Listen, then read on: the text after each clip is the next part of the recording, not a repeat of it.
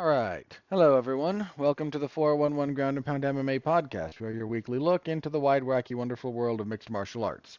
My name is Robert Winfrey, and I am your host, per usual. So, thank you all very much for tuning in.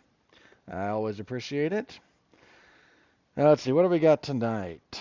Well, I'm recording tonight. I don't know when you're listening to it. We are reviewing UFC 316, which, you know, I had middle of the road kind of expectations for. I think on paper again, wasn't super psyched for it. I'm not going to pretend otherwise. You can go listen to my lead up stuff.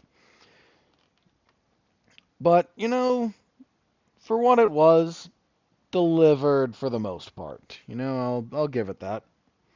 So we'll be reviewing that. We'll preview UFC on ESPN 69. I made the joke last week. I'm not making it this week. I'm not going to do it.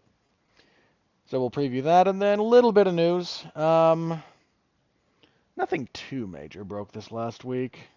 So, yeah, that's kind of where we are. So, anything you can do to help the product out is always appreciated. Like, comment, subscribe, star rating, written review, sharing on social media, whatever your platform of choice happens to be, or people in your real life if you happen to know anyone that likes the sport. So, thank you all very much for that in advance. I appreciate it. All right, let's jump into this, shall we? UFC on ESPN, UFC 316. Ugh, read my notes wrong. UFC 316. All right. How do we do prediction-wise? Okay. The only swap I made, I swapped Batista out for Mix, and for a very specific reason. I maintain that the best version of Patchy Mix, the guy who ran through Horiguchi and Pettis and Magomedov the first time, that's one of the very best bantamweights in the world. But Mix with layoffs, because I rewatched, first of all, those fights, because they're good. I rewatched the most recent fight with Magomedov, the one that he maybe should have lost. And then I rewatched a couple of Mario Bautista fights. The most recent two, three. I think I made time for the third one. Maybe not all the third one, at least the last two.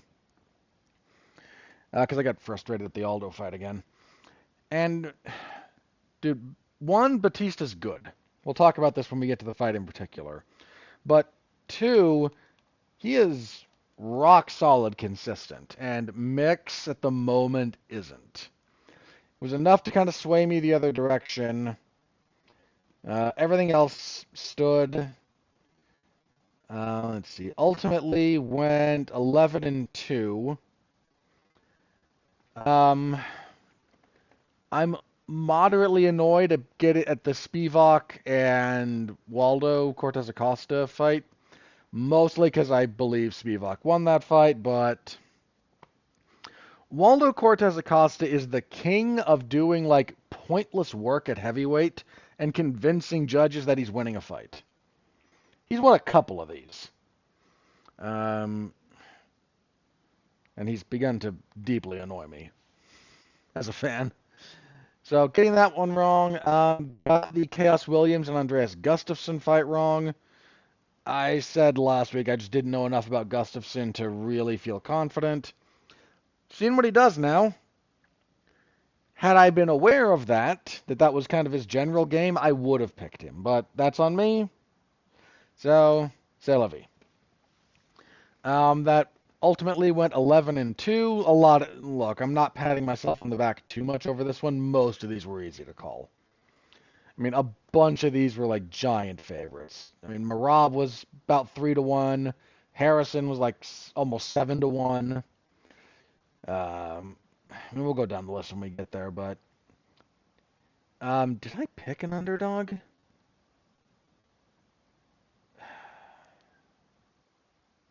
I don't think I did. That makes me feel bad. I think technically Batista closed as a slight dog. Okay. I don't feel good about counting that one, but mostly because even when I've say there's at least one or two of these fights that I need to do some more tape study on, I still feel bad. I don't feel good counting them when I don't pick them on the podcast, so I very rarely like pat myself on the back over that. All right, ultimately 11-2. Year to date brings me to 173 and 50, 173, 54 and 1. I'm okay with that. That's a pretty good spot. So let's get into the fights in particular, because in the main event for the UFC bantamweight title, Merab Dvalishvili defeats Sean O'Malley via a slightly modified north-south choke, 4:42 of the third. I've seen people dogging O'Malley after this one. I'm not gonna jump on that bandwagon. Let me say a couple of things about O'Malley. One, I don't think he should have gotten this as an immediate rematch. I think it did not benefit him to go from fighting Merab, taking like 10 months off, fighting Merab again. I don't think that, even like, I can't say even if he'd won, because obviously if he had won, that changed the conversation. But I don't think that was ideal for him. Clearly, there's some things he did that I think were pretty good. He actually did a better job like targeting the body early, which affects Merab's level changes. Elements of his takedown defense were better. He was actually a significantly better at addressing the body lock from Merab, especially from behind. Now, it turned into giving him a lot of other problems in a few other ways, but he didn't get stalled on the fence nearly as much as their first fight. And again, there's a lot of people dogging the guy, and I'm not going to jump on that particular bandwagon. There's things here that I think he did better. There's things that just did not work for him. And we'll get to that in a minute, but I mean, of course, there was like people coming out doing, boy, Sean O'Malley, worst UFC champion ever, and we did this like earlier this year. Boy, so and so was the worst UFC champion ever. Look at them lose that. Like, guys, look, is Sean O'Malley in the pantheon of great UFC champions? No, not even close. But he's not worse than Nico Montano. He's not worse than Jermaine Durandamy. He's not worse than Carla Esparza. He's not worse than, frankly, Juliana Pena, if we're going to go there. He's not worse than Dave Monet. He's not worse than Evan Tanner. I forget the guy who tweeted this, but I remember his criteria for why he thought O'Malley sucked as a champion. Said, got a kind of fluky win over a compromised champion and claimed the stoppage was early. Had one title defense that he called a Mickey Mouse gimme, and then he got dominated by Merab. First of all, not dominated in their first fight. Lost. No issues with them losing. Dominated is a reach. This fight, a little bit more. This fight, on balance, definitely went more Merab's way than their first one, but going to leave that aside. If we apply that exact same criteria, you know who falls into that particular gentleman's criteria perfectly? Michael Bisping. Late notice replacement to win the belt in kind of unlikely, borderline fluky fashion. Mickey Mouse title defense against an almost 50-year-old Dan Henderson, a fight Bisping almost lost, by the way. Then in his next, ducks like the 2-3 major contenders of that era, by the way, to do that. Then loses to a guy who hasn't fought in 4 years, and he gets bludgeoned and choked out by him. We can play this game with anybody. Stop it. I don't consider Michael Bisping one of the worst champions in UFC history. I don't put him as a great, but one of the worst? Of course not. And O'Malley's kind of comparable to Bisping more than a lot of things. He didn't have the longevity of Bisping. And by the time Bisping got there, he had this like groundswell of support from people who had just watched him for years. And he kind of become a bit of an endeared figure. And O'Malley hasn't done that. But if we're just talking like, what is the order of, again, like your criteria for O'Malley applies to Bisping. Almost point for point. I'm not going to play this game. I've been around too long to play this game. I know who the worst UFC champions are. They're the ones who like never had a title defense. And some of them cases, when I say never had a title defense, I don't mean lost a title defense. I mean literally never fought at all to try and defend it. I've been here. I've done this. Let's knock this off. You don't like Sean O'Malley? Fine. Don't like Sean O'Malley. Not here to advocate for you being a fan of his. In the slightest. Let's stop with the ahistorical nonsense. I was there for Nico Montano. I was there for both of Carla Esparza's title wins, one of which is maybe literally the worst fight I've ever seen. It's the worst title fight I've ever seen. Man, and I sat through Tim Sylvia and Andrei Arlovsky 3. I just triggered a bunch of people who've been around as long as I have with that memory that you've desperately tried to repress. Let's not do this, all right? You don't like the guy? Fine, don't like the guy. I don't care. Who you're a fan of is your business, for whatever reason. But if you start throwing around objective criteria and titles and categories that matter like that, you are contributing to a problem with the MMA fandom in general, and I do not appreciate it. Knock it off. Yeah, all right. That's the closest I'm going to get to defending Sean O'Malley, apart from what I said about there's stuff he did that I think he did better. Here's the problem that O'Malley ran into, and there's a couple of big ones. One is about most of his defensive movement wasn't circular until he was too close to the fence. So one of the big things Merab started doing here, because he's got a height and reach disadvantage over O'Malley that's significant. O'Malley went to the body a bit more, which was a smart thing. It stops is the wrong word. It discourages level changes.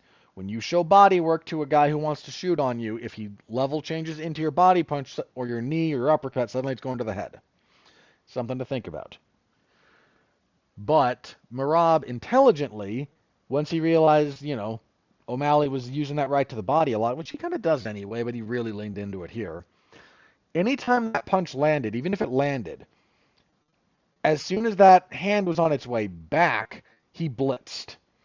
That right to the body from O'Malley would connect. Here comes Merab lunging, right hook, left hook, or right overhand, left hook. And that was pretty successful. It closed distance especially, and it got O'Malley a little bit flustered. The real estate was a problem for O'Malley. His decision to just be on his back for a long time was a real bad one. I mean, that was a really bad decision. You can't...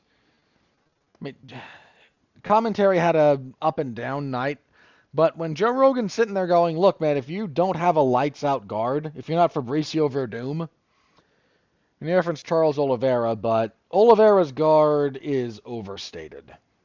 I don't mean bad. Listen to me very, very carefully. Charles Oliveira's guard is not bad. It's quite good. But there's a lot of fear around it that is overstated. Because if you can actually, if you actually know what you're doing down there with him, he will stay down there and let you elbow him in the head. If you know what you're doing. I mean, let's a strong word, but you kind of get what I mean there. Anyway, neither here nor the point being, if you don't have a really good guard for MMA, letting someone like Merab just sit there on you is just, you're losing minutes, you're losing position, you're losing the fight. Unless you have a really specific thing that you're working. Don't do it. The guard play in modern MMA is basically dead.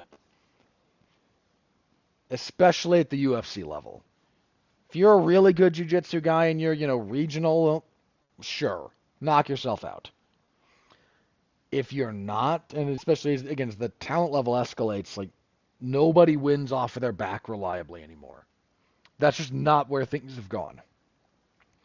And it's not where things and it's not coming back. Like some stuff kind of comes in and out of style with MMA, but like guard play as an offensive tool is just not a thing that's I think ever really gonna make another push. You're gonna have individuals who might make use of it.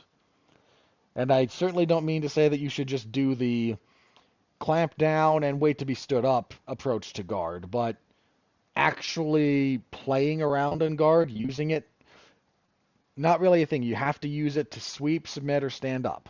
You use it to generate motion. You don't necessarily use it to end a fight.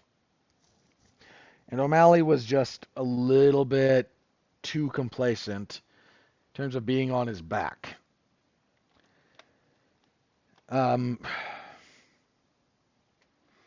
So that was a big problem. Then, and Joe Rogan got killed for this online because it's a poorly timed comment, but it's not an unfair one. O'Malley's down there. This is right before the finish. O'Malley's down there in the third round. He's on his back, and he's losing. And commentary's like, dude, go to your knees and get up. Like, Merab's not a back taker, generally, which is true.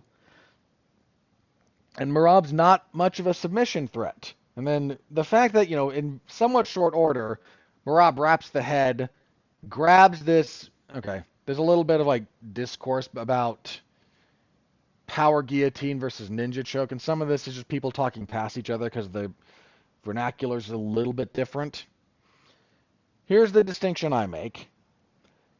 The grip is the same. It's the figure 4 rear naked choke grip, right? The choking arm goes across and is grabbing your own bicep or forearm.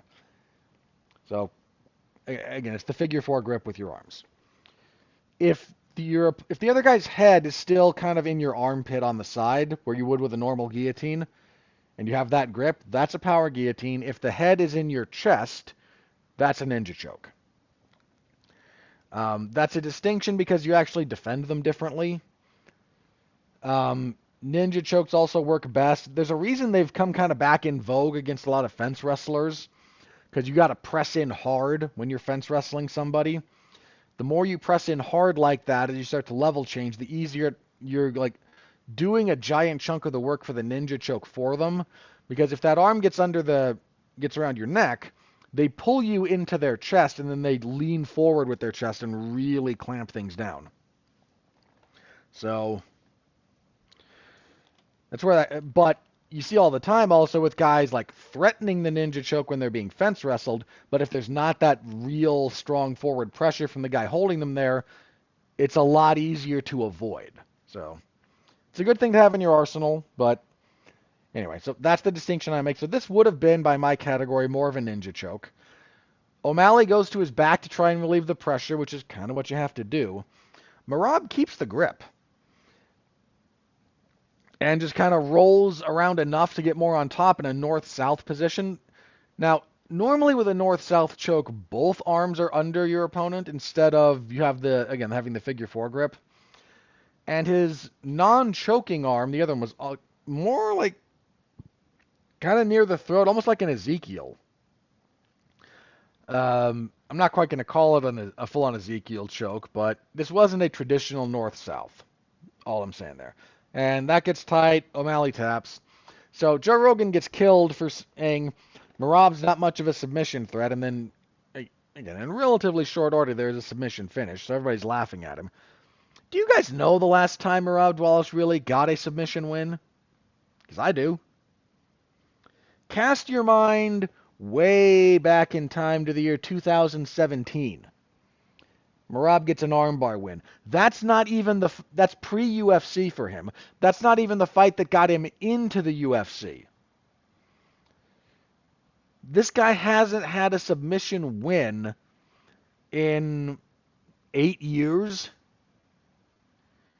At that point, Saying someone's not much of a submission threat is a fair analytical point. It didn't work out because Merab seems to have worked on that, and good for him. Finishing ability is something Merab has been badly lacking in the UFC. Badly. So if he's got some stuff working in that direction, that's a positive for him. But saying that the man's not much of a submission threat when he's gone 8 years without a submission win is not an unfair bit of analysis. So I just have to throw that out there because, look, there's plenty of things you can kill Joe Rogan over, like him calling Kayla Harrison a 2-time Olympic gold medalist in wrestling. She's a judoka. Ugh. Like, that, I'm happy. You want to kill him for that one? Fine. Kill him for that one. That's something you should have got right. If you're going to try and kill the guy for saying this person who's had 2 submission wins in his entire career, was it 2 or 3 before this? Hang on, I've got to double check that.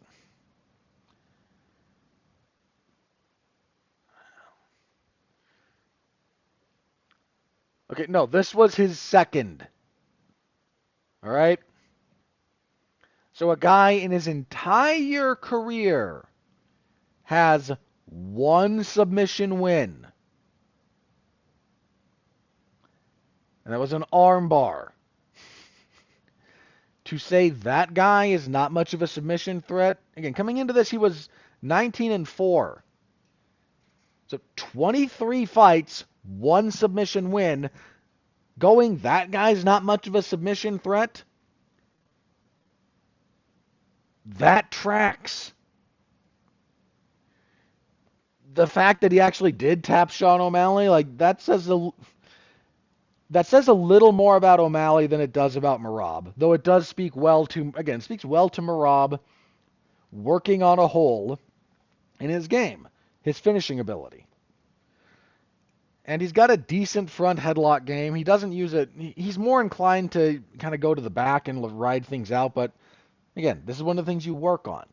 If he's working on it, it clearly paid dividends here, so thumbs up. But I'm just... my annoyance at some of the reaction to some of this is clearly high. So Merab's blitzing was really good. And beating Merab is such a... Because I'm now at the point where I have to think about this. Where I have to sit down and really go, look, this guy's on a really good run. Merab is making the case for himself as one of the best bantamweights ever. You could say he's at the pinnacle of that division. Not quite sure I get there personally because I don't erase what the WEC was. So I still might have Dominic Cruz a little ahead of him, but not much at this point. I have to really look at Merab and go, how do you beat this guy? And there's a couple of things that I've sort of come to looking at this. And the reality is, Merab is one of those guys, and these people exist in MMA. They're not unicorns, but people who the following statement applies almost exclusively to the very exceptional MMA fighters. The guys who are real, definers of game or stuff like that, right?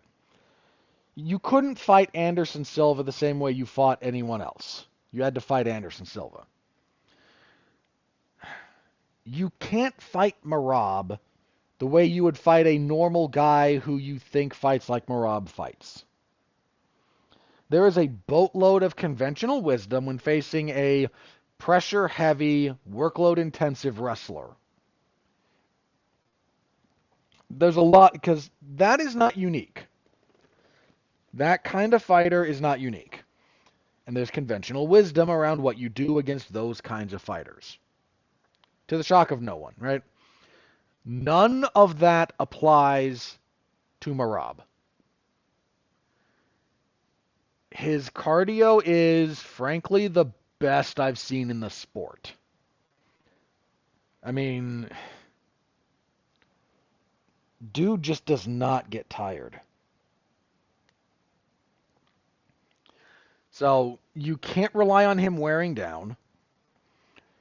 And because he doesn't wear down, a lot of what you do with a wrestler like that, conventionally, if you get taken down, we build height, we regain, we try to separate. I'm not saying you don't want to do that against Marab. I'm saying there's an underlying assumption when you do that normally. That is, this other person can't do that for the whole fight. Which is true. Khabib couldn't wrestle for 5 rounds. Almost no one can. Wrestling is so exhausting. You can't wrestle for 25 minutes. Even Merab, I don't think, could straight wrestle for 25 minutes. Again, that is just such a ludicrously taxing exercise. It's insane. Now, maybe Merab is the only guy who I think maybe could do it. But what Merab does is, again, he's just not going to get tired. Other guys, taking another human being down is hard. Holding them down is hard. Part of what you want to do with those kinds of fighters is make them do a lot of that stuff, but be defensive, don't take a lot of damage, and then let them exhaust a significant chunk of their energy. That doesn't work against Merab. Your get-up game against Merab doesn't do what you normally want it to do. One, he's good about getting to positions that still kind of neutralize you. Two, getting separated from him is not easy. And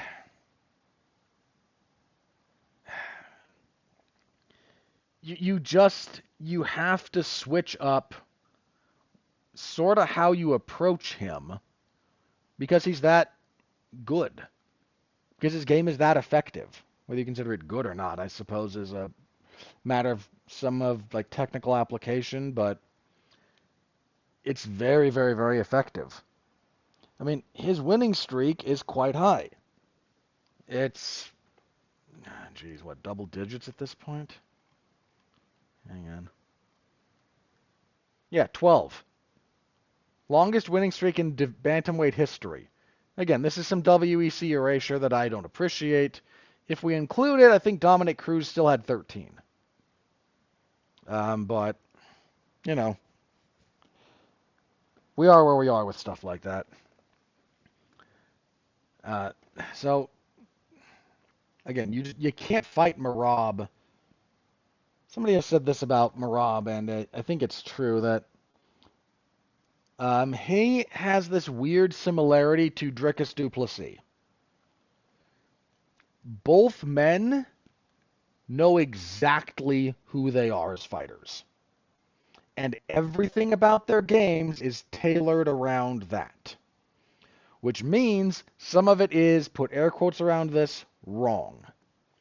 Some of it doesn't look normal. Some of it does not have good technical application of individual aspects or individual techniques. Hate to say technical application of techniques, but there we are. There's a lot of that with du Plessis. People clown on him all the time for it. There's a lot of that with Merab. But Merab's game doesn't have to be the generic good MMA game. Merab's game is the most effective fighting style for Merab. That is an extraordinarily potent combination of things. A lot of guys, when they fight, they struggle to figure out who they are.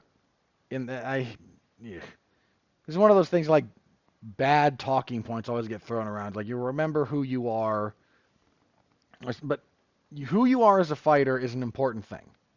What do you do well? What do you not do well? How much of what you don't do well do we plug? How much do we find ways to shore up other aspects of your game to keep that from being an issue?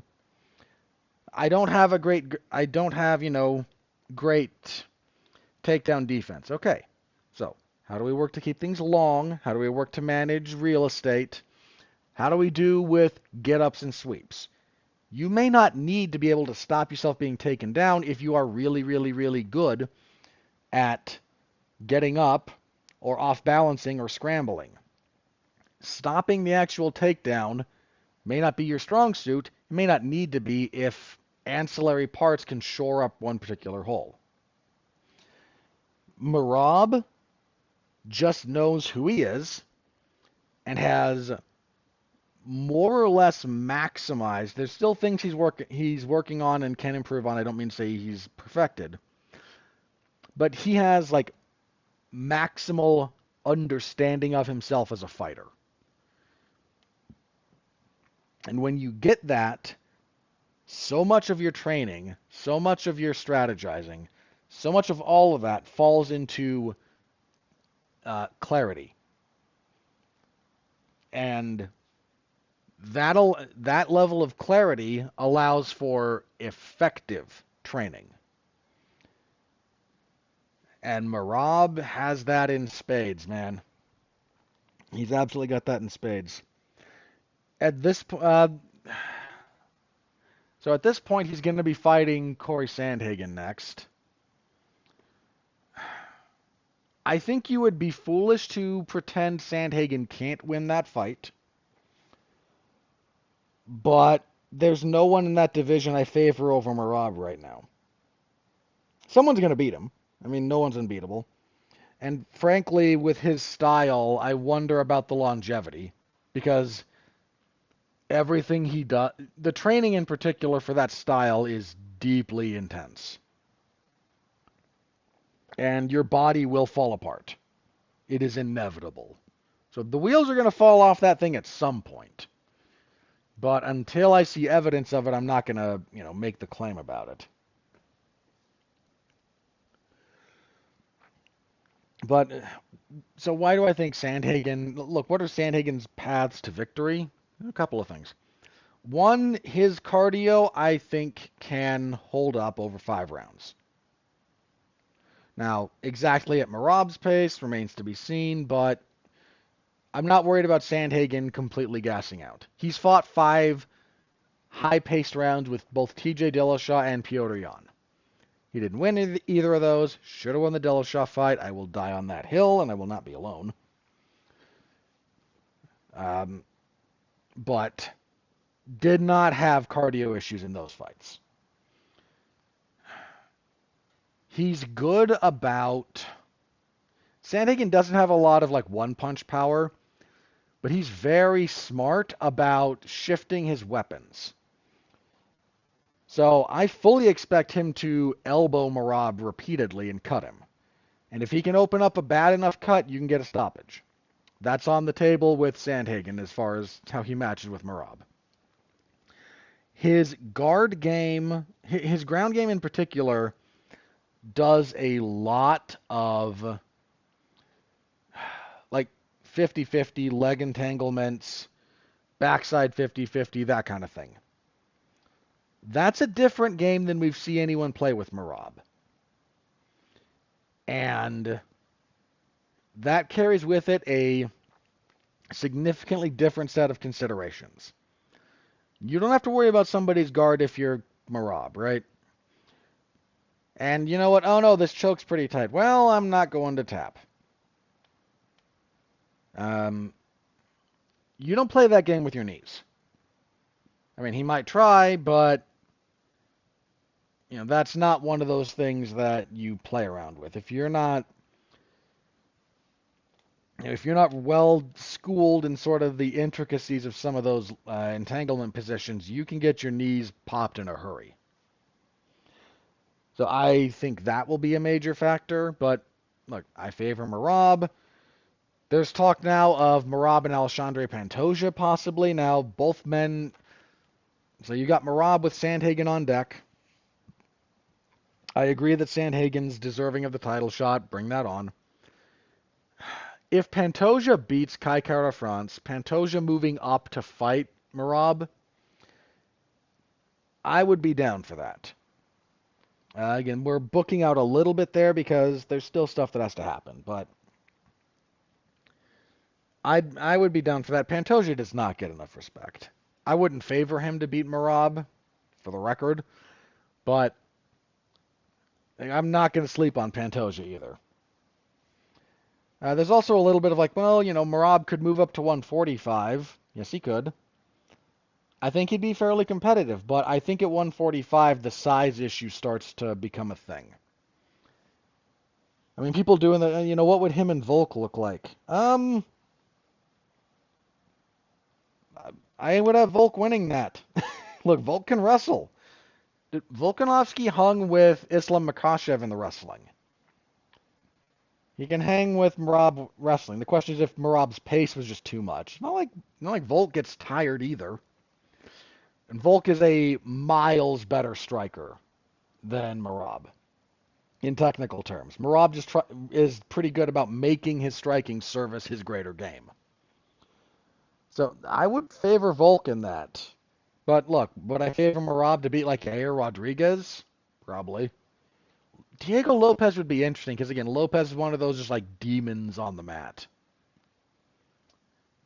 So there's a few guys at featherweight that would be interesting, but, Merab could do well up there. But, as I mentioned, by the time we get to 145, the size, I think, becomes a factor for him. He's got issues. There's, like, taller and longer fighters at bantamweight than him. But there's not a...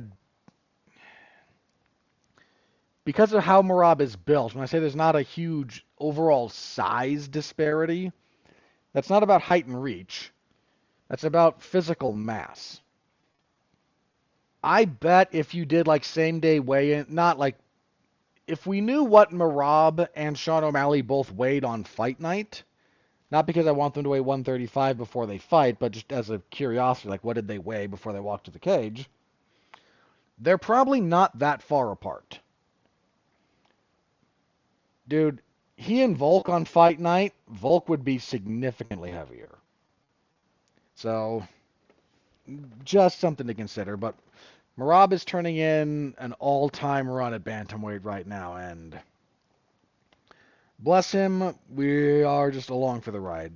This does put Sean O'Malley in a really awkward position.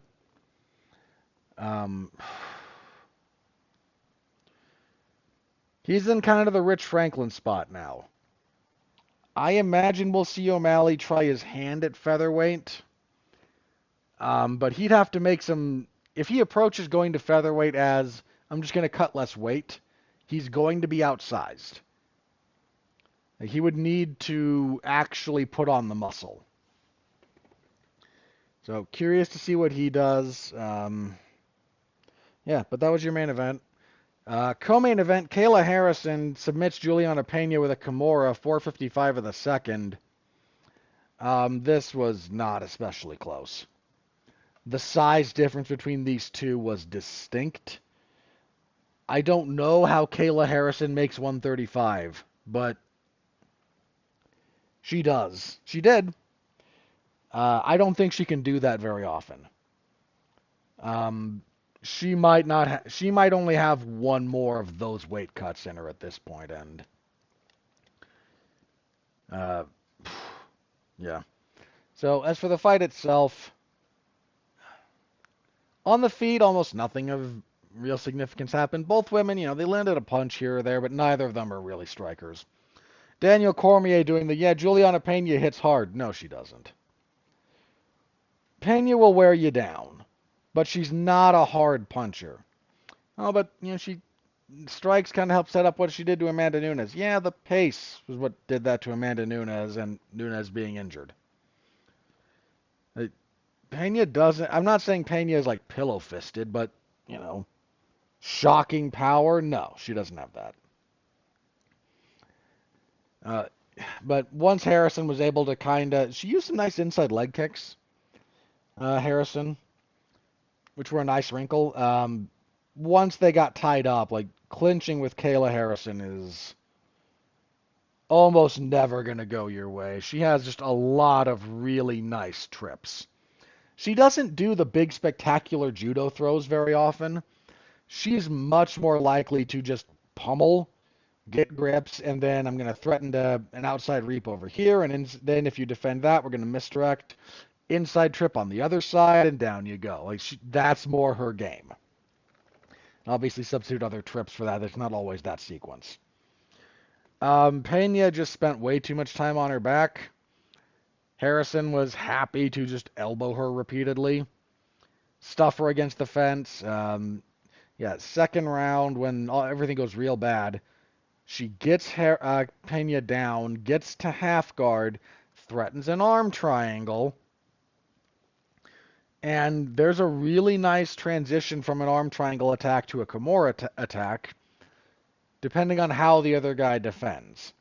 Because the big thing you have to do, you have to get your arm under their head. Because when you do the arm triangle, your head is on the mat, it's under their arm, and you leverage it up and press the shoulder into the neck. You have to get your arm out of that position. So you bring it, you try to get it back under their head, and you also frequently try to you don't want your arm extended as it comes up, so you bring your wrist down close towards your own hip. Well, if the guy doing it to you has their hand that's on the same side as your arm free, the other one should be wrapping your head to really get the attack going so their shoulder's in play. That other wrist grabs your wrist, then they'll just move their head out of the way because now they've got part of the double wrist lock. And when you're as strong as Kayla, then transitioning from I've got wrist control to the double wrist lock, kind of step over, get the Kimura, crank it. You tap to that or your arm gets broken. It's real simple. A minor shout out to the ref. This was Vitor Ribeiro, Shaolin, used to be a fighter. So in the first round, Pena throws a few illegal up kicks, and he doesn't mess around one iota. He grabs Pena, takes a point right away. Good for you, sir. We need more of that. This is a championship level fight in the UFC. You know the rules. By the way, nuts to New Jersey for not adopting the new rules. So anything other than the soles of your feet, you're still downed. Actually, they might be on the middle portion of that where you need one palm or one fist flat on the mat instead of just fingertips, but I couldn't swear to it one way or the other. And 12 to 6 elbows being illegal because New Jersey's the reason that 12 to 6 elbows were made illegal to begin with. Nuts to them. Shame on you, New Jersey State Athletic Control Board. Get with the times. We're all kind of okay with this.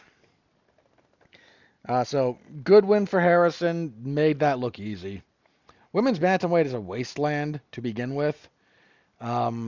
So they brought in Amanda Nunes after the fact, and we're gonna do Harrison versus Nunes next. Okay. Nunes apparently still hasn't entered the testing pool. So please rectify that. They're not with USADA anymore, and there's a bunch of idiots online who still think they are. Man, the number of people who are like, I'm gonna put an asterisk next to Kayla's win because she hasn't passed a USADA drug test. You morons. Who do you think tests the Olympic athletes? USADA. They're the ones who do all the Olympic standard drug testing. That woman passed USADA tests for 8 years.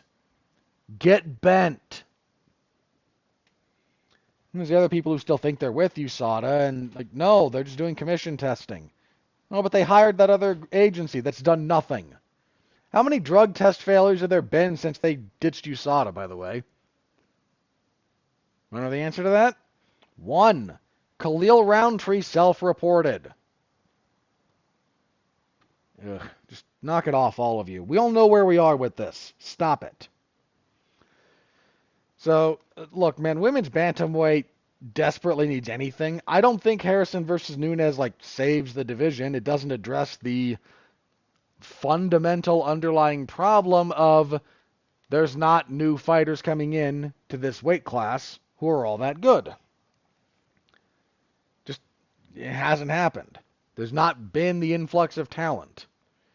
But anything to try and like rekindle some of that is a good thing. So Kayla Harrison now enters herself into the further into the pantheon of like, seriously, she is an all-time great combat sports athlete. I don't know exactly where I'd rank her, but you get 2 Olympic gold medals and a UFC title. Yeah, I know, the division sucks. I'm not pretending otherwise here, everybody. But it's still a legitimate title. It's still the biggest MMA organization in the world. Do we hold Amanda Nunes as being lesser of a double? We don't say that Amanda Nunes like didn't win 2 weight class championships in the UFC just because women's featherweight didn't exist. Never really existed as a division. It didn't. I was there. She was still a double champ. So, I mean, Kayla with the appropriate response, by the way. Somebody did this. So there's now 2 Olympic gold medalists who've won UFC gold, in Henry Cejudo, Kayla Harrison. Kayla's response was, yeah, but only one of us has 2 Olympic gold medals, which is true. And Cejudo tried for that second one, man. He couldn't even make the team that year. People may not remember this, but Cejudo, the Olympic cycle after he won gold, he tried to qualify for the Olympics again. And he couldn't even make the U.S. national team that year. Which is not a slight on Henry Cejudo. It's saying how hard that is to do. Dude, gold medals at all are hard. Consecutive gold medals, ridiculously hard. It's one of the reasons I hold like the wrestlers in particular who have done that in such high esteem. And, throw that up there for judokas, man. Judo has a fairly high... People forget about this. Judo has a fairly high participatory rate worldwide. It's not just Japan. Like France has a really good judo team. Korea has a good judo team. There's a bunch of like Caucasus Mountain areas that have really good judo. Russia encompasses a lot of that, but Azerbaijan has a good judo history. Israel has a good judo history. I mentioned France already. Like judo plays throughout a larger part of the world than you might think. Not quite as large as wrestling or boxing, mind you, but pretty large. So doing that again, super impressive. So good on Kayla. I would favor Nunes in that fight because it's Amanda Nunes, and I don't think Kayla is at her best athletically at 135 either, for whatever that's worth. So, but yeah, good win for Kayla. Moving on from there, Joe Pyfer defeated Kelvin Gastelum via unanimous decision, 29-28, 29-27, and 30-27. 30-27 is a little odd. I don't know that Pyfer should have got the third round. He had 2 knockdowns in the first. I actually did give Pyfer a 10-8 first round, so there's that. So Kelvin Gastelum is... Man, he's only 33. I get it. You want to look at that guy and go, he's only 33. He hasn't been here forever. Man, I remember when guys like Nogueira and Shogun and whatnot came over from Pride. Because I watched them in Pride. A lot of it. And, Shogun comes over and he's, early 30s. And we go, man, it's such a shame we're not getting the best version of Shogun. And everyone goes, what do you mean? He's, like, in his physical prime. 32 to 35, right? Like, man, yeah, but... He's been fighting since he was like 17, and he spent a giant chunk of that in Pride fighting a murderer's row. Big Nog in particular, that plagued him. He was not that old when he got to the UFC, but he looked old because, of course he did. And he'd just been fighting for a big percentage of his life, and he'd been fighting really tough guys, so... Gastelum's UFC debut was in 13. So he's over 12 years because it was April of 13. I know he's only 33, but that many UFC fights over a 12-year period, man, that adds up. And then you got Pfeiffer, who is kind of a one-round guy. He doesn't completely fall apart as the fight goes longer, but he does wear down. And I don't just mean cardio. This is what when your game wears down over time, it's not just like you stop being good. Sorry, I shouldn't say that. It's not like just that your cardio falls apart down the stretch. That's your game not holding up down the stretch is not just about conditioning. It's about your ability to implement it. And Pfeiffer doesn't have a varied game. His game is just, I probe and then I swing with the right hand. Overcommit to that. That's how he lost the fight with Jack Hermanson, but he's still out here doing it. So, look, that will carry you a decent way, especially if you've got power, and he does. But that caps out fairly quickly, especially in the UFC. So he's got a lot of skill development to do. A lot. Bantamweight next. This was a weird fight. Mario Bautista defeats Patchy Mix via unanimous decision. 2:30-27 and a 29-28. You could have given Mix the third here, but man, Patchy Mix looks awful. Just immobile, flat-footed, stiff, no defensive head movement. He tried like one takedown all fight, and dude, he can't win striking battles. Like, his striking's not the worst, but grappling, he's one of the best backpackers in the sport. No attempts at that here. Just baffling fight from Patchy Mix. Mario Bautista moved well. I don't know why he went southpaw in the second round. It actually opened up a bit more of Mix's game. But, look, Bautista won ultimately. Good movement, good shot selection, pretty good defense. Again, that fell apart a little bit for him down the stretch. He started getting tagged in the third. Look, man, people don't like Mario Bautista, and that's fine. I get it. I'm still a little bit sore at him over the Jose Aldo fight, too. But he's good. He is a very, very consistent fighter, and he consistently performs at a high level. He's real good. In fact, a lot of people were doing I'd like to see O'Malley versus Henry Cejudo next. No, I kind of want O'Malley and Batista next. That's kind of where my head went after this was all said and done. So, disagree with me if you like. That's fine. You don't have to like Batista. And I'm not here to advocate for him in that respect.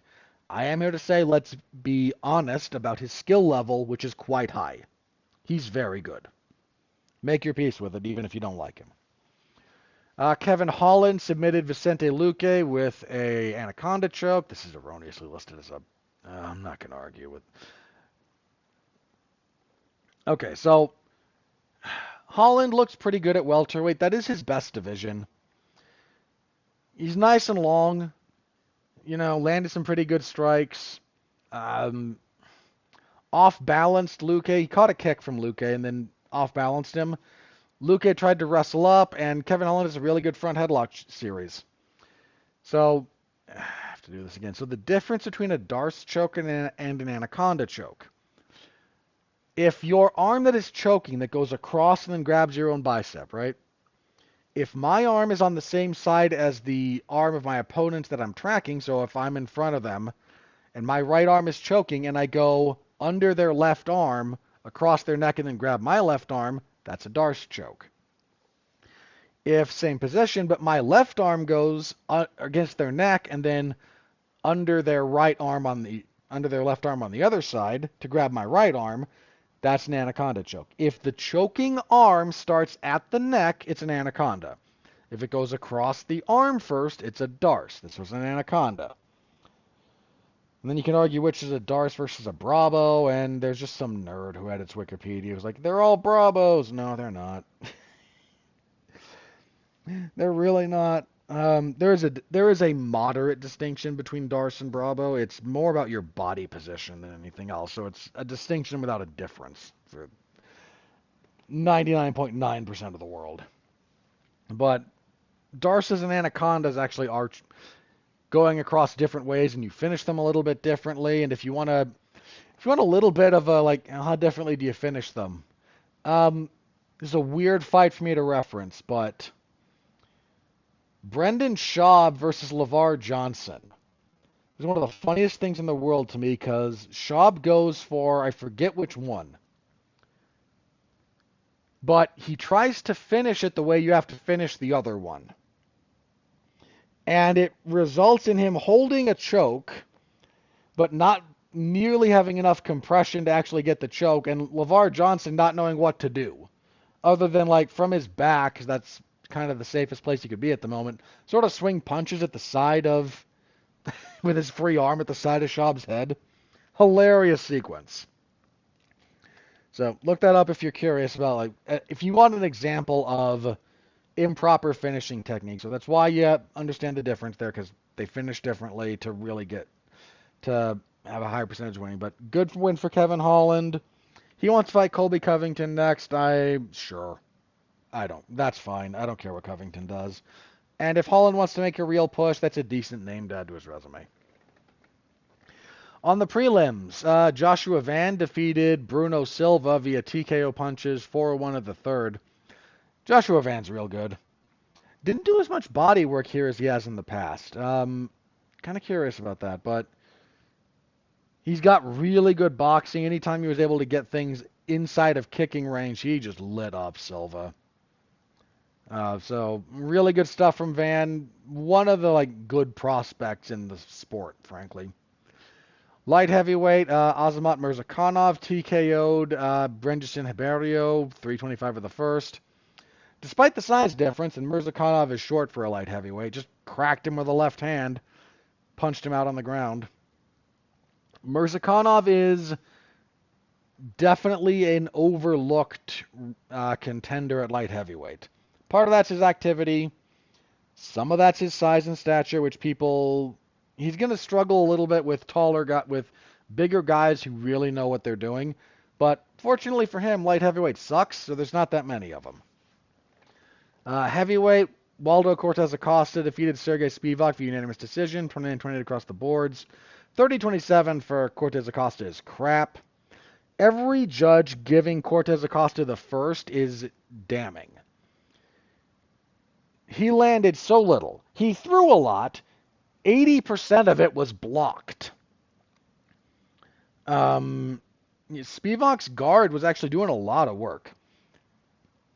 Spivak just kind of got a little bit outworked, but, Waldo Cortez Acosta, at this point he's bordering on being like the heavyweight Clay Guida, where he does a lot of pointless activity, but because he looks to be doing more stuff than his opponent, he gets judges on his side. That may be the worst thing I've ever said about him is comparing him to Clay Guida. Welterweight next, Andreas Gustafsson defeated Chaos Williams via unanimous decision, 230-26 and a 30-27. If you did not watch Randy Couture fight, Gustafsson does a passable Randy Couture impression. Lot of pressure, lot of clinch work, lot of dirty boxing in the clinch, transition to takedowns. His Greco background leads to that. Ground and pound just, again, reminded me very much of Randy Couture. So, take that for what it's worth. Good debut from him. On the prelims, Wang Tong defeated Ariane De Silva via unanimous decision, 30-27 across the boards. De Silva missed weight bad. She weighed 132 for this. Apparently, she has some kind of benign tumor on her pituitary gland, and they consulted a dubious nutritionist rather than a doctor. Weird stuff coming out of there. Look, if she does have a brain tumor, because that's where your pituitary gland is, then, I hope she gets that fixed. But you miss weight by 6 pounds, that's a big deal. Wang Tong burst onto the scene with that knockout, but came back down to earth after the loss, and then the last couple of fights, not quite. They forced an appropriate reassessment of her, which is not a bad thing, and I don't think she's a bad fighter. But the number of people doing we have like a female Alex Pereira for the flyweight division. Given her history with Shevchenko, slow that roll. Slow that roll. Jusong Yu knocked the stuffing out of Yekasaragi. 28 seconds of the first round. Baited this real overcommitted, lunging, kind of shifting right hand from Saragi and just right on the jaw, check left hook, and Saragi with a goes stiff, face plants. Ric Flair would have been proud of that face plant, man.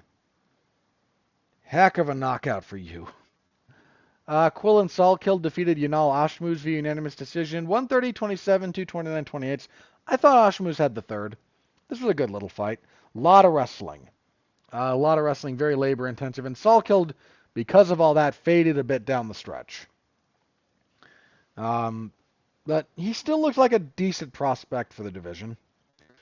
And kicking everything off, Markel Medeiros defeated Mark Choinsky via unanimous decision. 230-27 and a 29-28.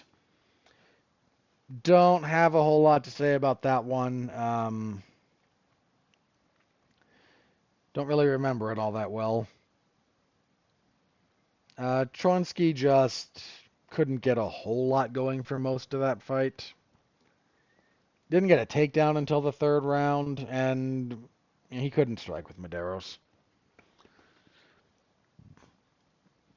And that was it. So, bonuses. There was no fight of the night, which I think is fair. Performances went to Marab, Kayla, Kevin Holland, and Jusong Yu. Okay with all of that.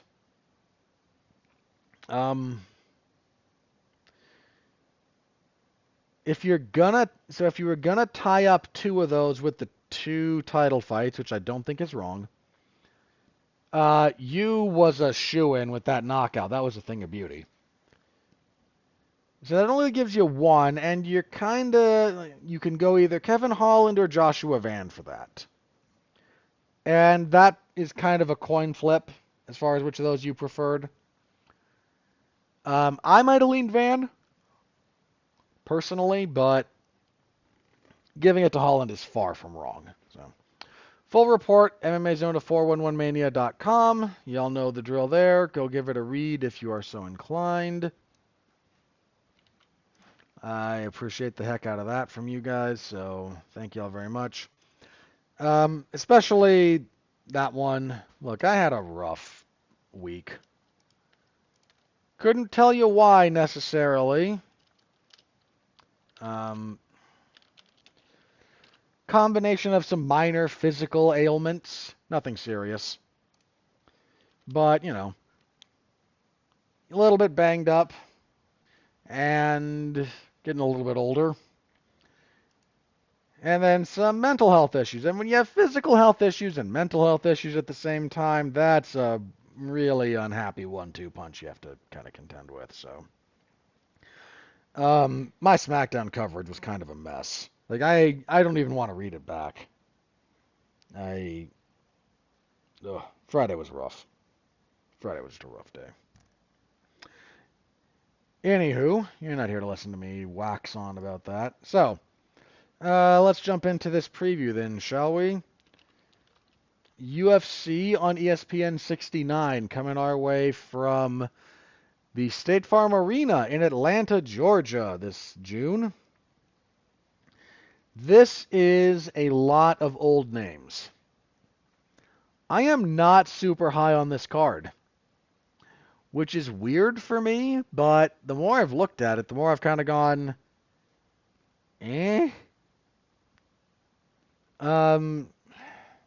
It's not that everything here is bad. That's an overstatement. But when Cody Brundage is on your main card, it doesn't exactly speak well to your card either. Main event, welterweight fight, Kamaru Usman and Joaquin Buckley. So Kamaru Usman, second best welterweight in UFC history, behind only the great George St. Pierre. Had a great run, didn't lose a UFC fight until he lost the belt to Leon Edwards in 2022. Hasn't won a fight since 2021 when he beat Colby Covington. Look, if you want to be like really nasty about your revisionism of Kamaru Usman, here's how it goes.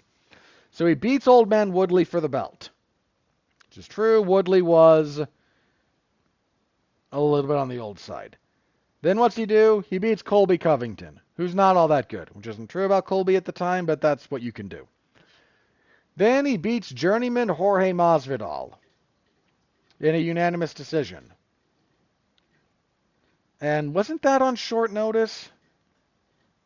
I feel like that's the one Jorge took on real short notice.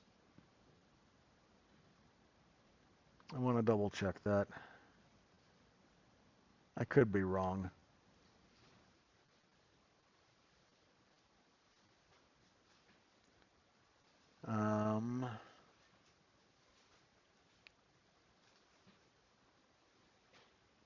Let's see, because this is one of those events that was really messed up by COVID.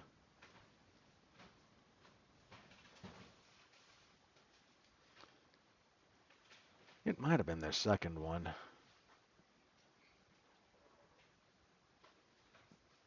Let's see. Travel restrictions, blah, blah, blah. Yeah, because Usman was supposed to fight Burns. And then there was an issue with that one. And so, so on short notice, you couldn't stop Jorge Masvidal. Then the fight with Burns gets rebooked and you get dropped in it. Then you get a rematch with Masvidal and you knock him out. But again, Masvidal is a little bit passive at that point. Then, for some godforsaken reason, we have another Colby Covington fight, which is undeserved. And that's your title reign. So again, if I want to be nasty and revisionist about this, I can. I'm not one of those guys, so I'm not going to. I just said Usman is only behind GSP. Like, that's it.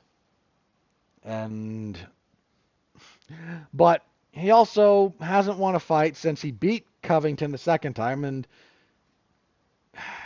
was that the fight I scored for Covington, actually? It might have been. So, look, he's been on the decline for a bit. Then, since then, lost to Edwards twice and lost to Khamzat Chimaev. So, and that was October of 23. So he's been out of action for 18 months, give or take. A little over. Hasn't won a fight at welterweight since 2021 when, again, Colby Covington.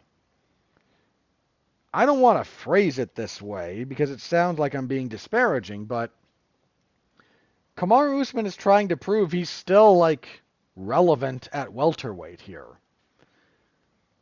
And he's 38. He's got no knees. He's been out of action. Like, there's a lot of working against him here, and he's fighting a guy who's 31, definitely on the come up, a really good athlete, and who has no problem throwing oblique kicks. I fully expect Buckley to come out and throw at least 3 of those in the first round. Just try to jack up those knees. Look, Buckley's on a good winning streak. He's undefeated at welterweight in the UFC, actually.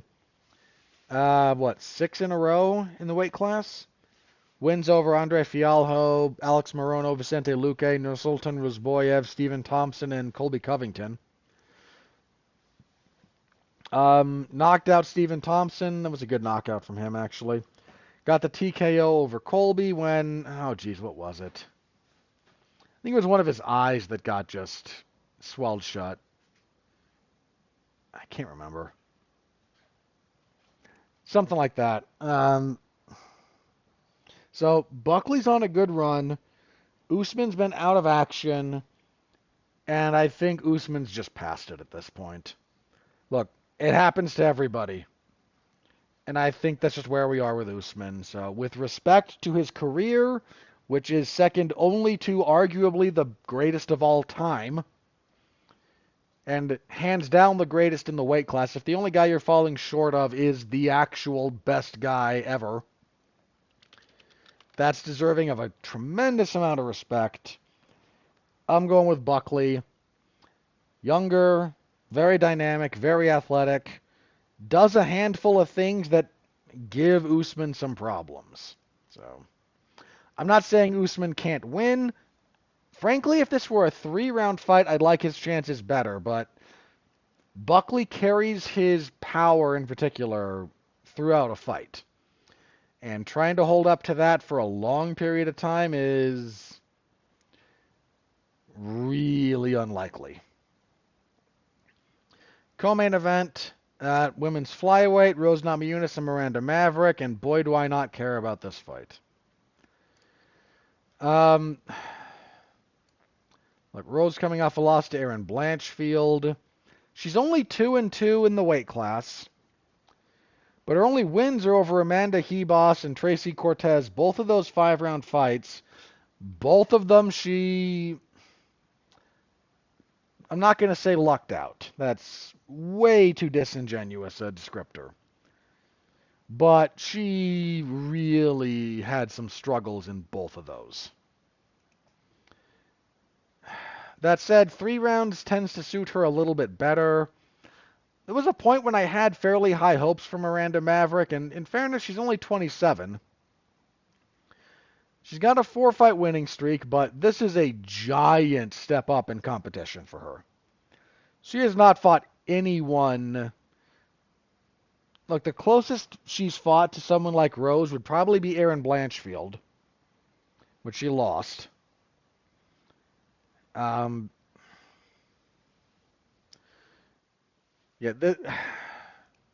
look, Rose does seem to be like weirdly on the other side of it.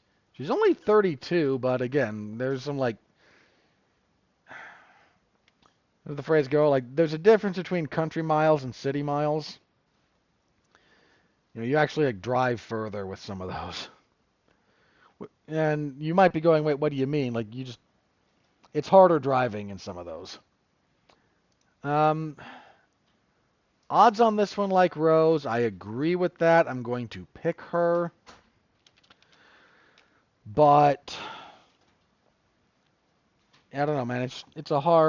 She's in a rough spot. Maverick's in kind of a rough spot. This is just a weird fight in some respects. Middleweight next. 2 of my least favorite fighters, Edmund Shabazian and Andre Petroski.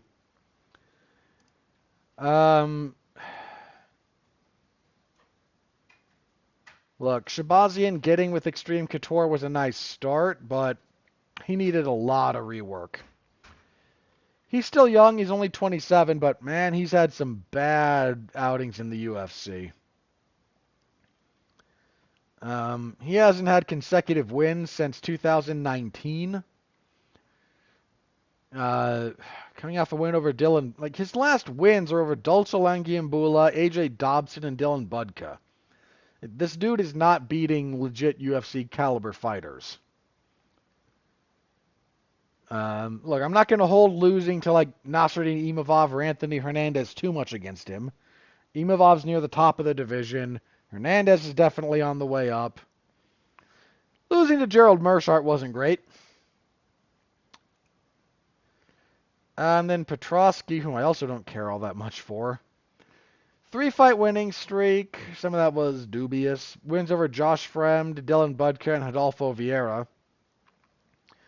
The Vieira win was a little weird. Look, just kind of like, I don't know what to think about this one. This is going to go, I'll say this. I don't think this will be a back and forth fight. Whoever figures this one out, it's going to go their way fairly dramatically. Petroski doesn't have great defense, but if this hits the ground, Shabazian, like, sucks. He just can't get up to save his life. And that's kind of all Petroski does, is, like, wrestle and, you know, that stuff. Ugh, I don't know. Odds are actually with Shabazian. Man. I don't think I pick Edmund Shabazian to win fights at this point. I'll go with Petroski, and I just we'll hope for an injury to cause the fight to fall out. I don't know. Bantamweight next. Cody Garbrandt and Hani Barcelos. There was a time this would have been a really good fight. We are a few years past that point. Barcelos is 38. Now, he's on a 2-fight winning streak. Christian Quinones and Peyton Talbot. Before that, though, losses to Umar Nurmagomedov and Kyler Phillips. Look, so Barcelos has been with the UFC a surprisingly long time.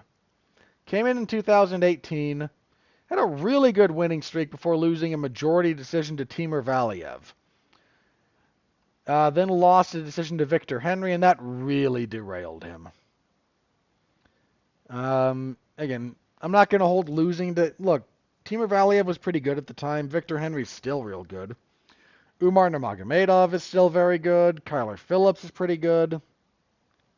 He's not losing to scrubs, but time I think has kind of caught up with him. And then there's Cody Garbrandt, who's only 33, but good grief, does he look kind of shot in a lot of respects. To get him back on track at bantamweight, they gave him Trevin Jones and Brian Kelleher. And then he lost to Davison Figueiredo.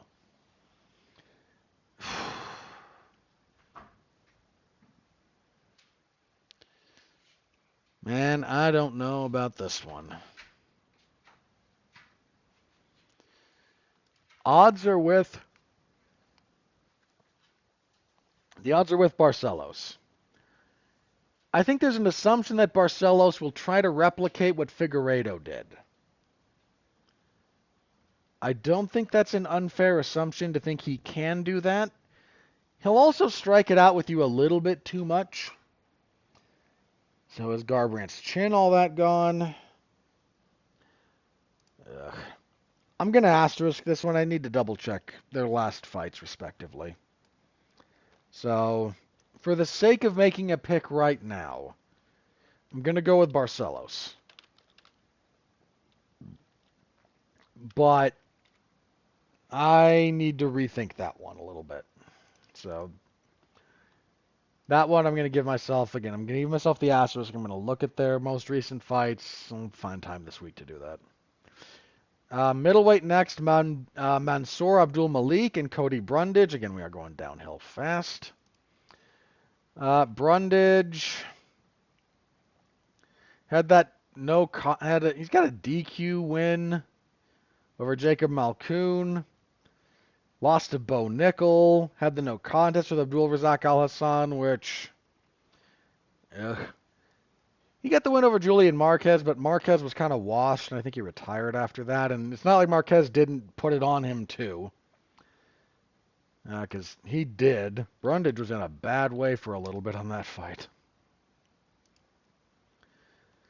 Let me have a look at Abdul Malik.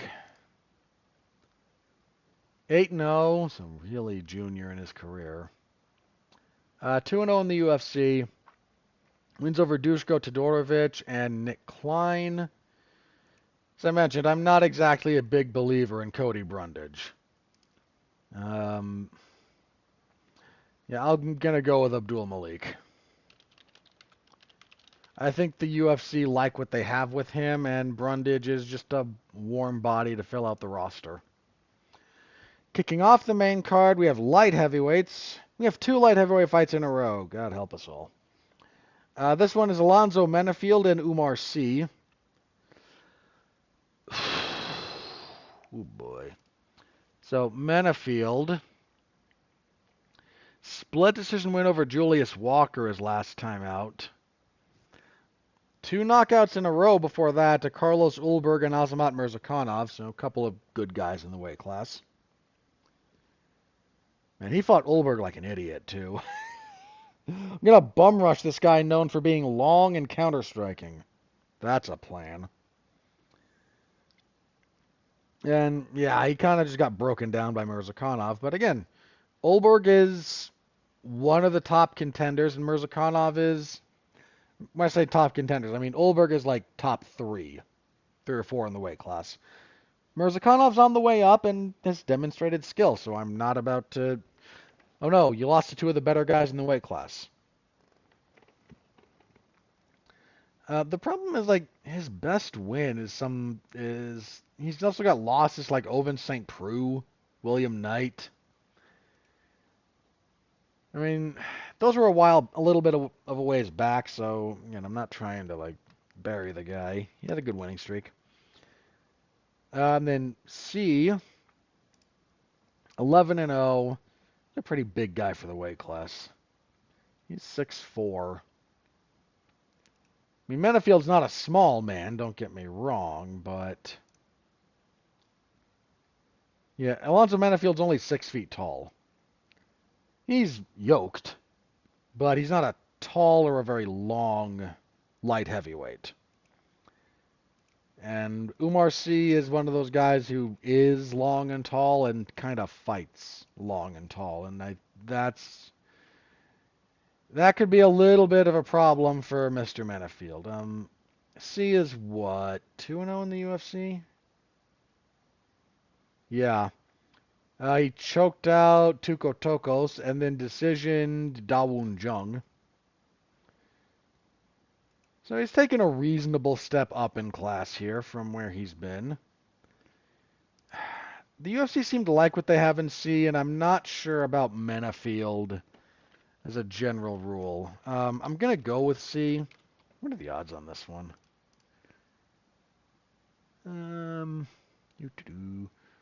Okay, I don't like C that much. Good grief.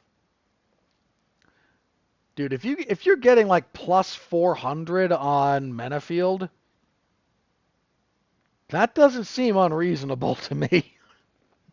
As far as like if you're telling me you're taking that bet, that seems like there's decent value there. Like I favor Umar Sy to win, but by that much, that's asking for trouble.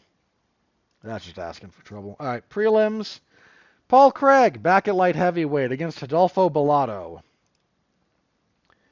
Boy, do I not have a strong thought on this one. So Craig, 3-fight losing streak, went 1-3 at middleweight. Back at light heavyweight now. He's just a moderately entertaining guy to have on the roster. Bellato is 12-2-1. 4-fight winning streak. He's 1-0-1 in the UFC. He beat Ihor Potieria. Then he had a draw with Jimmy Crute.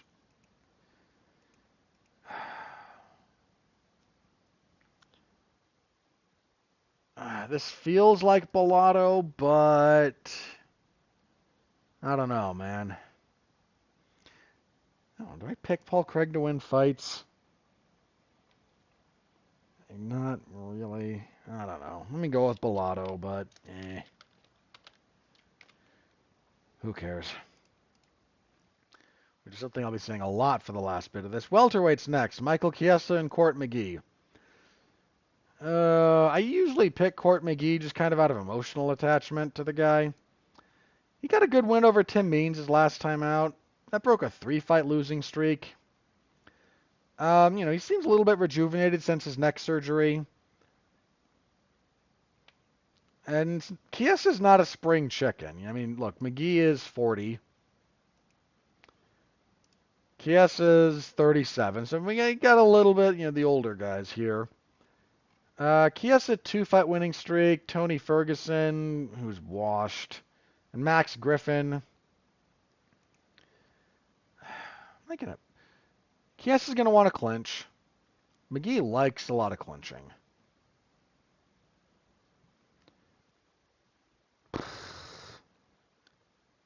Odds are with Chiesa.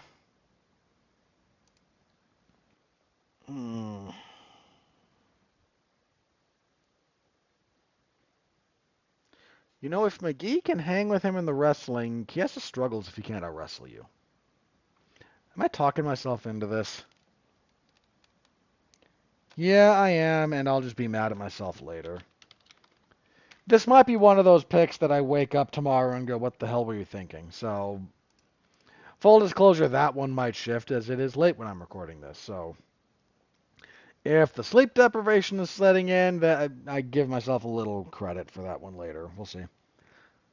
Bantamweight next, Malcolm Wellmaker and Chris Moutinho. This was supposed to be Wellmaker and somebody else.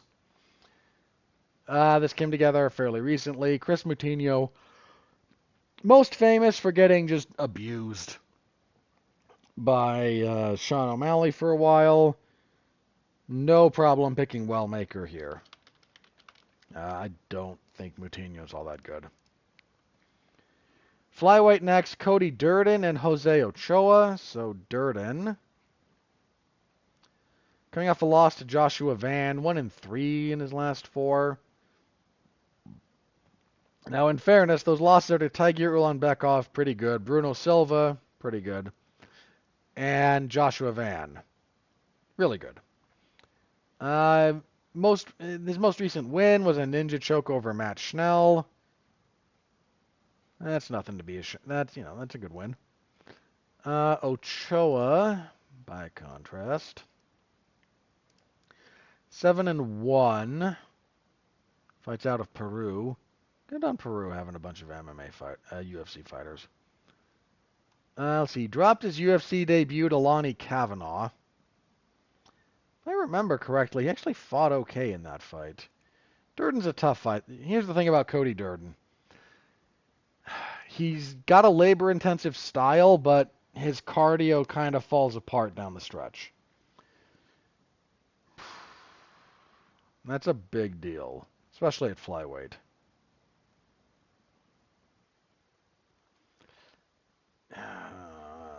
Odds are leaning towards Ochoa. I kind of agree with that, actually. Actually, again, almost exactly, actually. They've got Ochoa like minus 170. I think that's about right. That'll probably close up a little bit. He'll close more like minus 150 would be my hunch. Bantamweight's next, Ricky Simone. And, bless Ricky Simone for having the best sense of humor about some things. So after Merab won last night, he posted the picture of Israel Adesanya in the bar with the caption, "I beat that guy one time," and said, "Go into the bar." Because Ricky Simone is the last guy that beat Merab Dvalishvili. And obviously Merab's gone on to great heights, and Simone is kind of just where he is. But Simone did choke him unconscious. That was a thing. So good on him having a sense of humor about that. He's coming off a win over Javid Basharat. He lost 3 in a row before that. Now, again, Song Yadong, ranked. Mario Bautista, real good. Vinicius Oliveira, I like Lock Dog. Definite upside. So that's a rough 3-fight stretch. I'm not going to hold that too much against him. And he was not favored to beat Basharat at all. He's fighting Charles Jourdain, who had a good debut coming down from featherweight. Choked out Victor Henry. There was some weirdness in that fight, if memory serves. But beating Victor Henry is a good win. Victor Henry knows what he's doing in there. Jourdain looked pretty good at bantamweight. Simone's a different animal than Henry. But Simone hasn't been nearly the relentless wrestler that he used to be. This is probably... Odds are with Simone. I think there's a little bit of just remembering who he used to be more than who he is.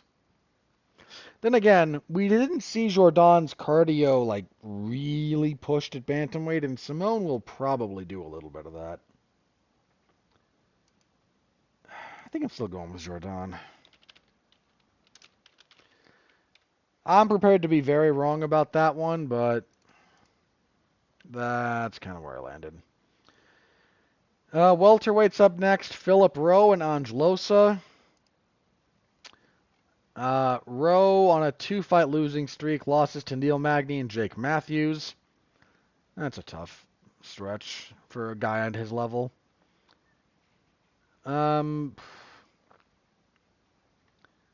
Yeah, he's 3-3 in the UFC. But, Angelosa is just kind of there. So I'll go with Roe. And kicking everything off, 'cause we have another, hang on, 1, 2, 3, 4, 5, 6, 7, 8, 9, 10, 11, 12, yeah, 13 fights. Kicking everything off, we have Jamie Lynn Horth and Vanessa Demopoulos. So Demopoulos, 2-fight losing streak. I think that's it's her first in the UFC. Losses to Jacqueline Amorim and then Talita Alankar. And Horth, 7-2.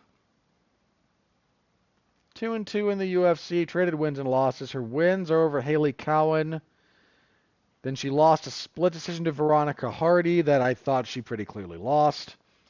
She got a split decision over Ivana Petrovic that I did not think she won, and then most recently lost a decision to Miranda Maverick.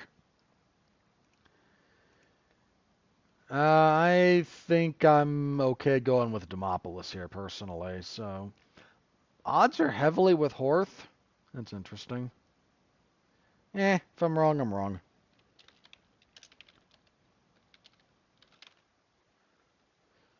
I can live with being wrong on some of these. Mopoulos. Yep, I spelled that correctly. Yay me. And yeah, that's it. So, did I count that right? Hang on. 1, 2, 3, 4, 5, 6, 7, 8, 9, 10, 11, 13. All right, hang on.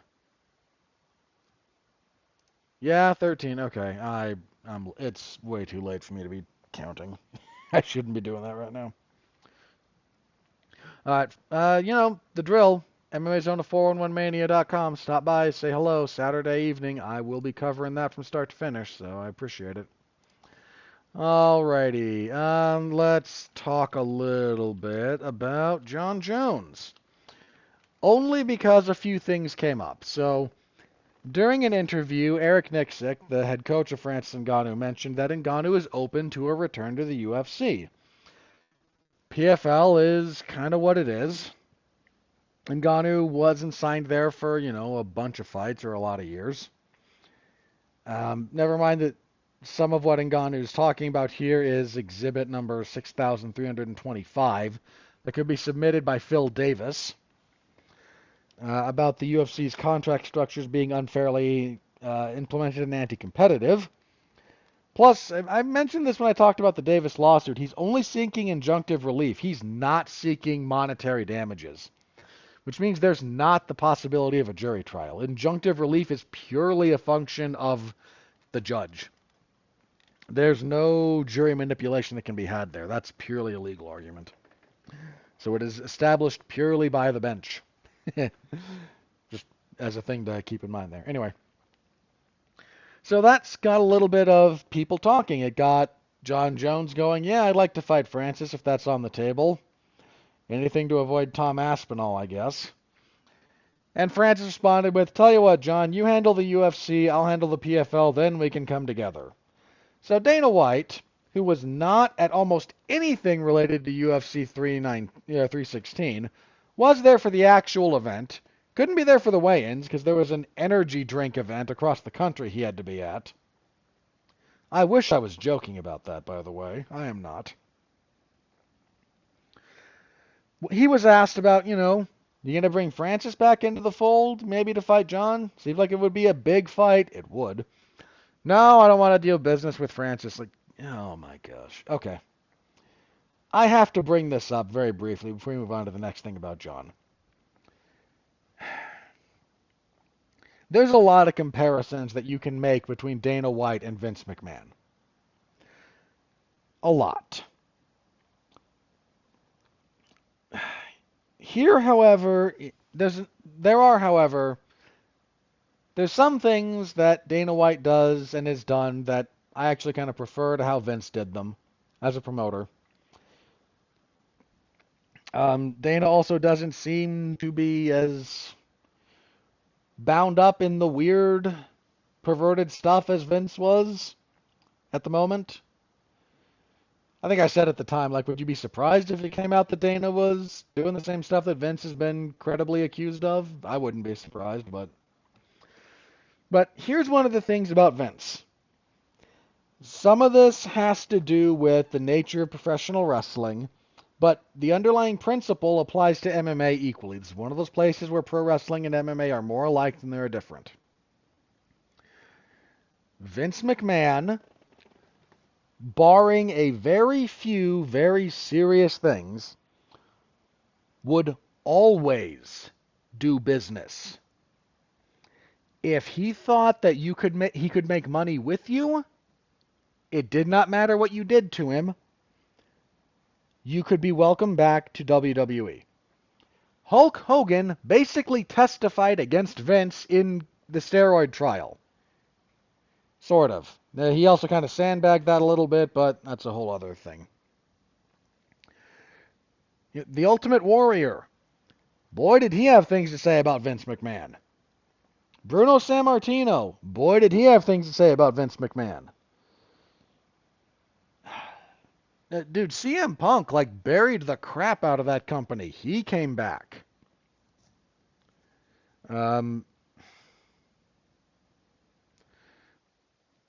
This is one of the things about Vince. If he thought there was money to be made, and that's both parties. He makes money, you make money, everybody's happy.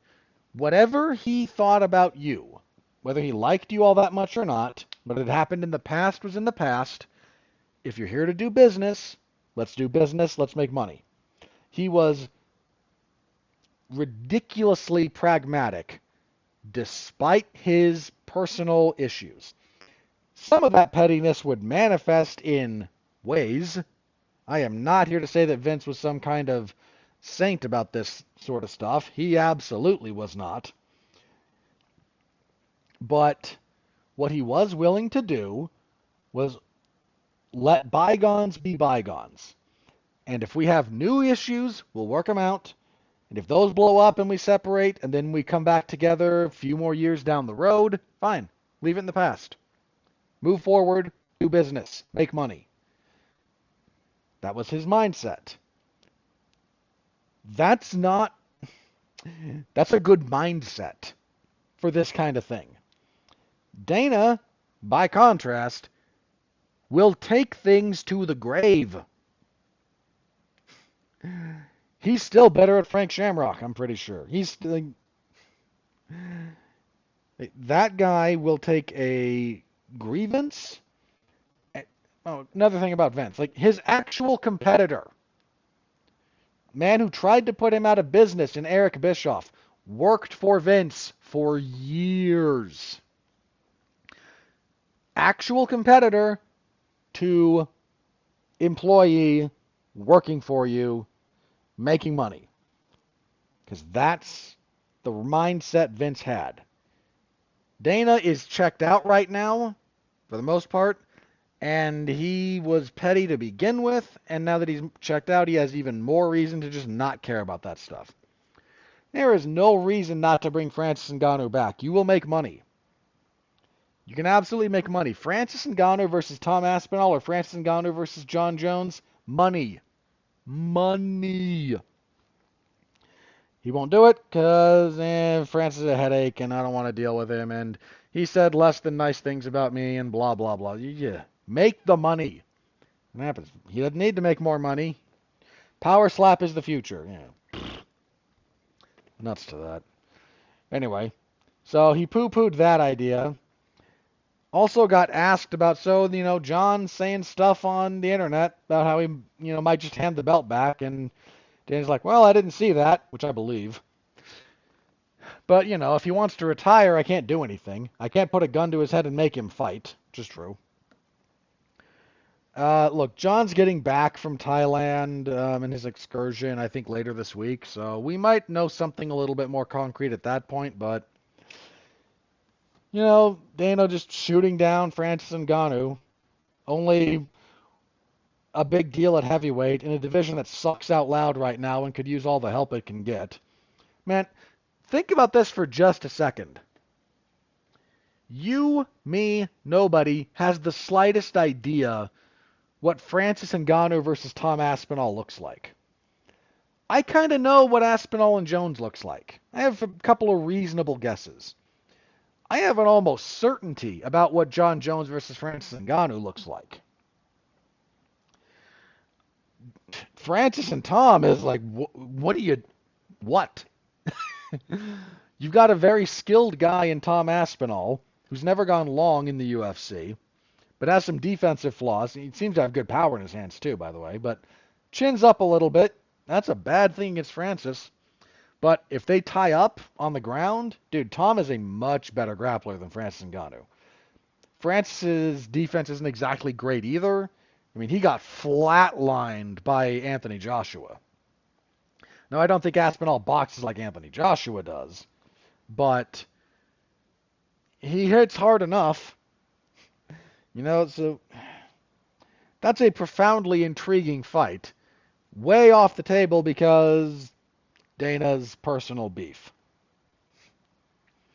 Put your ego aside, put your hurts aside, put your feelings aside. Do business, make money. Who cares if you like the guy or not? Make money. Ugh. So, a little bit in the Jon Jones stuff. We'll probably have more next week for that, for whatever that's worth. So, be on the lookout for that. Okay, you need to talk a little bit about the great boxer, Vasiliy Lomachenko, two-time Olympic gold medalist. One of the most impressive amateur boxing record I've ever seen. It was like 396-1. Multiple weight, 3-weight world champion, undisputed champion at lightweight. One of the most supremely gifted technicians, athletes I've ever seen. He's hanging him up. I thought he beat Devin Haney, being straight up. I thought he won that fight. So there's that. But I have just been a very big admirer of Lomachenko. If you like boxing and you didn't watch a lot of Vasiliy Lomachenko, do yourself a favor, go back and watch it. If you're just kind of trying to get into boxing right now and you're like, you've listened to me about Naoya Inoue or similar things to that, go watch Lomachenko. Man was a wizard. He didn't come out to the theme song from The Matrix for nothing. That was a very deliberate choice. So, yeah, so best of luck to him in whatever he does next. Lomachenko was great. All right, almost the last thing here. We have a few minor updates on the rumor mill around the UFC media rights. Here's a couple of the big ones. So, a lot of people who analyze these kinds of deals have started to come out and say a lot of the UFC stuff will probably stay with ESPN. Don't know what's up with the Netflix thing. It wouldn't surprise me if the UFC gets some of their stuff on Netflix, but I said this for a while. Netflix does not need weekly UFC slop content. Netflix has an ocean of their own disposable slop content. They don't need crappy fights once a week. ESPN Plus could use crappy fights once a week. But ESPN has access to these specific numbers about this stuff, so whether or not they're getting the traffic they want, whether or not they want to keep the pay-per-views, there's still a lot of stuff up in the air, but it's starting to look more and more likely that the UFC will have a split deal when it's all said and done. Which just means, look, we're all kind of used to the UFC being in one place. For a long time, that was Spike. It was on pay-per-view, and when they had fight nights or other stuff, it was Spike TV. That's where you had, like, UFC, what do they call it? Crap, I can't remember what they called it. Where they would have, like, Ultimate Knockout collections, or they had a name for the program. God help me, Mike Goldberg hosted it. I can't remember. But the purpose of this program was to show fights, not live fights, but other older fights, and frequently older unaired fights. See, used to be a thing where preliminary fights in the UFC didn't get broadcast unless they had airtime to fill on the pay-per-view or the fight night. That used to be how that was done. So you had this UFC series, UFC Unleashed, Unplugged, something like that. God, I gotta look this up. This is gonna bother me now. Unleashed, UFC Unleashed. That was it. Okay, took me a minute there. Yeah, that would just air fights that were like preliminary fights from other cards that didn't really get aired. I think it was one of those was the first time I saw the Frankie Edgar Tyson Griffin fight. It's a really good fight. But I think that one might have made air for the pay-per-view it took place on. But that was where you would find events like fights like that. You'd take singular fights and you'd put them on again. You'd just replay them. Um, yeah, my mind got sidetracked there because I had to look that up. So that was on Spike. There we go. Got back on track. So for a while it was always on Spike. It was on pay-per-view. It was on Spike TV. Then they moved, and now they're either on pay-per-view or they're on Fox. And they move, and now now everything's on ESPN, including the pay-per-views. We're kind of used to that with the UFC. Doesn't look like we might get a fractured deal. Look, this is kind of what you have with WWE, right? You have their pay-per-views or whatever they call them now, but Raw is on Netflix now, but used to be on a different channel. SmackDown's on a different channel than that. Like, some of these would be under the same broadcast family. Not always, but sometimes. There's different channels because that's what people wanted. I mean, SmackDown was on the ECW was on the Sci-Fi channel for a while. SmackDown used to be the kind of like flagship thing for UPN was going to be a thing till that merged with the WB to form the CW, and that's a whole other discussion.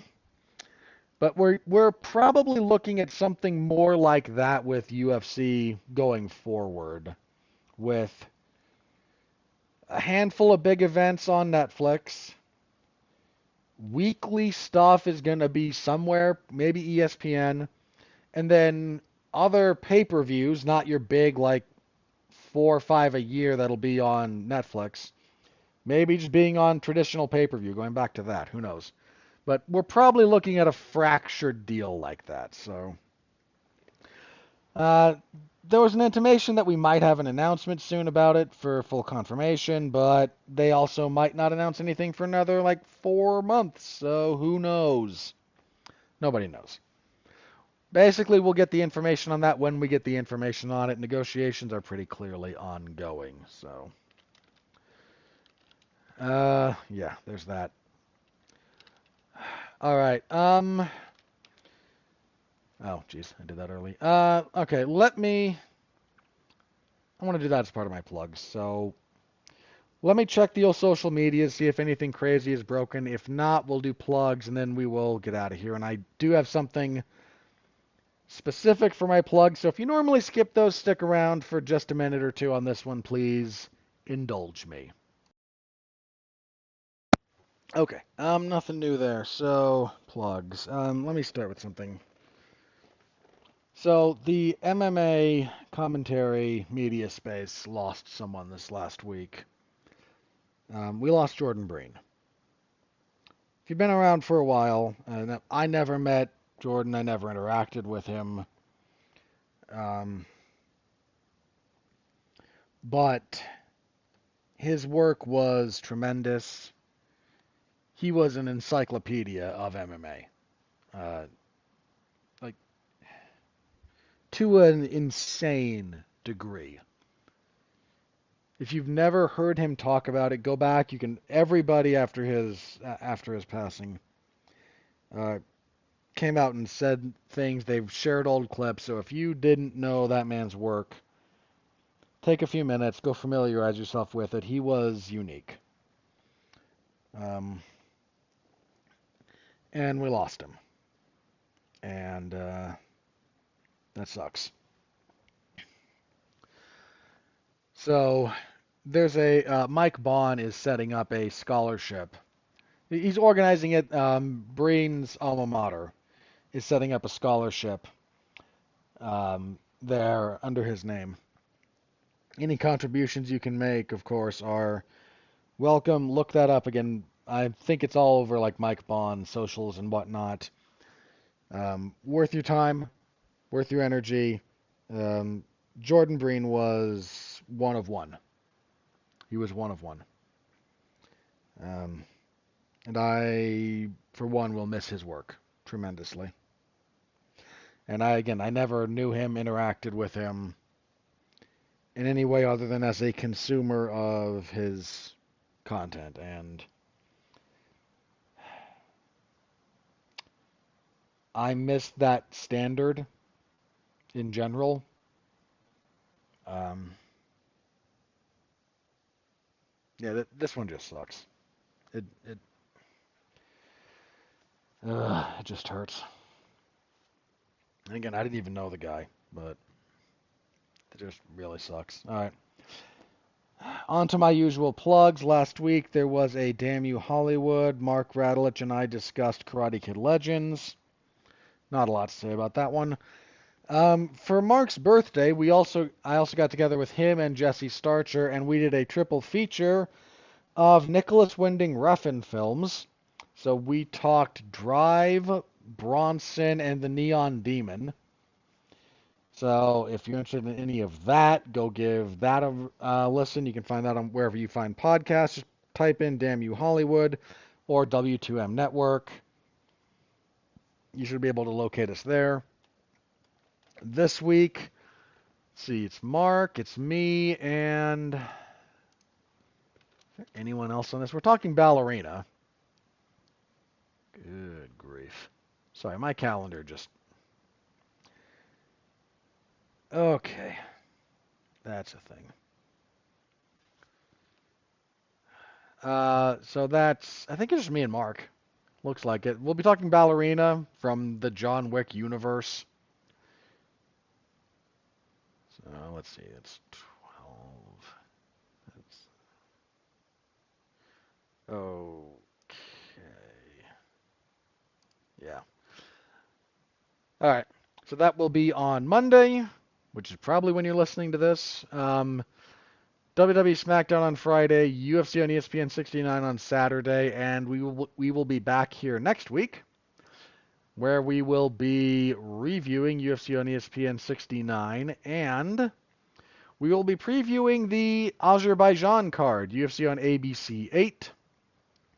That will have an earlier start time. I think that starts at 8. Prelims.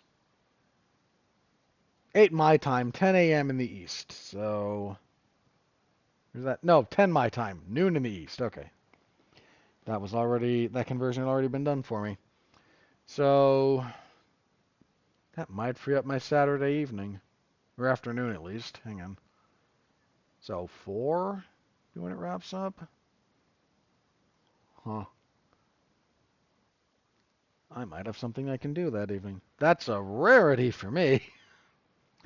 Usually I'm chained to this chair covering the UFC events. Anyway, we'll have a full preview of that card, and you know what? Its co-main event should be the main event. Rafael Fiziev should be the main event, not Jamal Hill and Khalil Roundtree. But, what else is on that card? Miktabek Oralbai and Tafik Masayev, that's not bad. I don't care about Curtis Blades and Rizvan Kuniev. They've tried forever to get that. Nazim Sadikov's usually a good time. Mohamed Naimov's usually a good time. Tiger Ulanbekov and Azmat Maksum is not a bad flyweight fight. The Iron Turtle, Junyun Park is back. I like Park. He's fun. He'll be fighting Ismail Narudiev. Okay. Hamdi Abdelwahab and Muhammad Usman could not happen, and nothing of value. You know what? That's not a bad card. It's more hardcore, but like there's some bloat there to be sure, but there is some pretty solid fights there for free TV. Oban Elliott's fighting. Yeah, that's not a bad card actually. Wow. Okay. Moderately optimistic over here on that one. All right, but that's it for me. We've been going almost 2 hours, so thank you all very much. Tune in for that next week. Until next time, thank you again for listening. Stay safe out there and continue to be well, be safe, and behave.